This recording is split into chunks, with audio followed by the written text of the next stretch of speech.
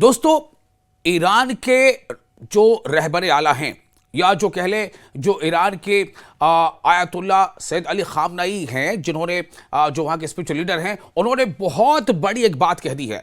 एक ऐन ऐसे मौके पर जब अमेरिका और ईरान के बीच जो तनाज़ा है, जो बहरान है, वो काफ़ी शबाब पर है, इन सब के बीच खामनई ने एक बहुत बड़ी बात कही है अपनी आवाम से, और न सिर्फ ये कि अपनी आवाम से, बल्कि खामनई ने कहीं ना कहीं दुनिया के लोगों को एक तरह से ये मैसेज दिया है। क्या मैसेज दिया है?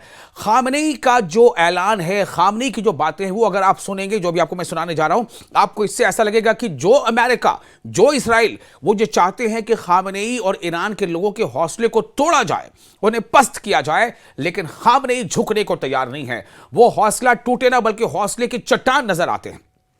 ईरान के रहबर इनकलाब आयतुल्ला सैयद अली खामनई ने कहा है कि ईरान की असल ताकत मिसाइलों और जंगी जहाजों में नहीं है, बल्कि आवाम के हौसले में है, साबित कदमी में है और मजबूत इरादे में है।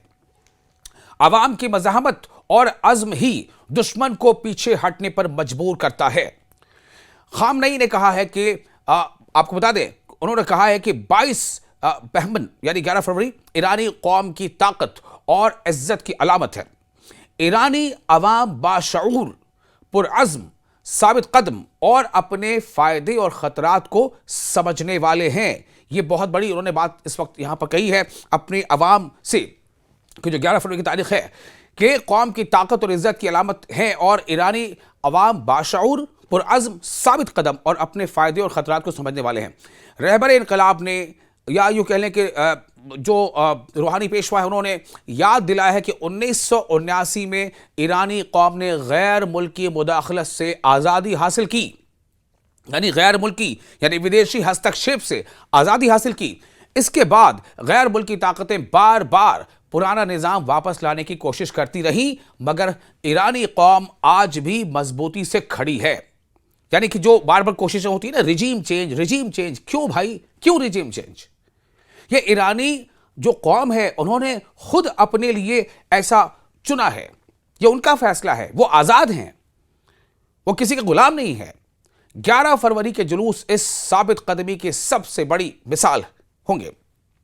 उन्होंने कहा है कि दुनिया में कहीं और ऐसा नहीं होता कि आजादी के कई दहाइयों बाद भी हर साल इतनी बड़ी तादाद में लोग सड़कों पर निकलकर कौमी दिन मनाते हैं या मनाएंगे।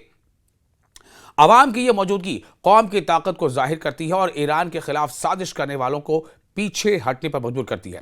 आयतुल्ला खामनई ने जोर दिया है कि कौमी ताकत का ताल्लुक हथियारों से ज्यादा कौम के इरादे और मज़ाहमत से है। कौम की ताकत क्या है? उन्होंने बता दिया, कौम की ताकत हथियार बेशक हैं, लेकिन हथियारों से ज्यादा, मिसाइलों और टेक्निक्स से भी ज्यादा कौम की ताकत, दरअसल कौमी ताकत क्या है, किससे है?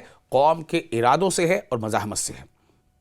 दुश्मन को मायूस करना जरूरी है, ये खामनई कह रहे हैं, क्योंकि जब तक दुश्मन को उम्मीद रहती है, वो दबाव और नुकसान पहुंचाता रहता है। खामनई ने कहा है कि दुश्मन को मायूस करने के लिए कौमी इत्तेहाद, मजबूत सोच, पुख्ता इरादा, हौसला और दुश्मन के फरेब का मुकाबला जरूरी है। यही सब मिलकर कौमी ताकत बनते हैं।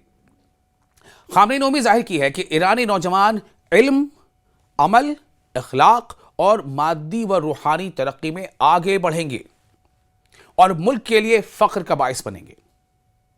अब आप सोचिए, एक ऐसी उम्र में भी खामनई इस तरह से अपने मुल्क के लोगों की क़यादत कर रहे हैं, उन्हें एक राह दिखा रहे हैं, उन्हें तरक्की और खुद मुख्तारी और पुरअज़्म बने रहने की, पुरहौसला बने रहने की तलकीन कर रहे हैं। आखिर उन्होंने कहा है कि 11 फरवरी के जुलूस उन तमाम खूबियों की अलामत है जहां अवाम यकजहती दिखाते हैं, नारे लगाते हैं और इस्लामी जमहूरिया ईरान से अपनी वफादारी का ऐलान करते हैं। उन्हें उम्मीद है कि इस साल भी 22 बहमन यानी कि 11 फरवरी ईरानी कौम की शान को मजीद बढ़ाएगा। अब आप सोचें, इस तरह से ईरानी जो लीडर हैं सैयद अली खामनई, वो अब भी अपनी अवाम को, उसी कौम को जिसके बारे में ये कहा जा रहा था कि ईरान की अवाम वहाँ का तख्ता पलटना चाहती हैं और वहाँ का रिजीम चेंज करना चाहती हैं, और ईरान की अवाम अपनी क़यादत से खुश नहीं है और इसीलिए वो सड़कों पर आकर के प्रोटेस्ट कर रहे हैं।